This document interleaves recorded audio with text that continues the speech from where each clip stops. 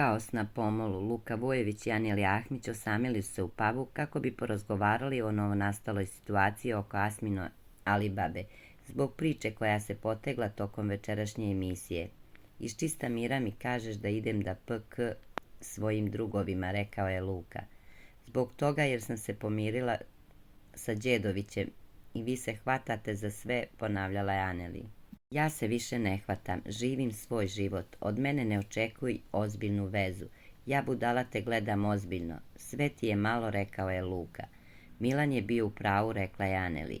Nisam ja ti bolesna ženo, nisam reč progovorio sa ženom, ti si ozbiljan lažov patološki, rekao je Luka. Idem leći, prelaziš mere.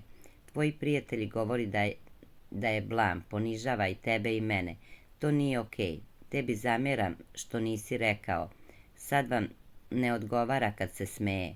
Svi su ustali i govore kako ću se pomiriti s Alibabom. Što nisi stao uz mene, rekla je Aneli.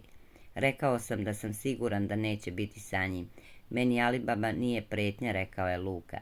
Nisi trebao ni da pričaš sa njim. Ti njima govoriš da ga ja nisam volela. Volela ga jesam, možda ga nisam najviše. Ostala mi je možda samo bol, rekla je Aneli. I meni je ostala žal i bol zbog porodice, rekao je Luka.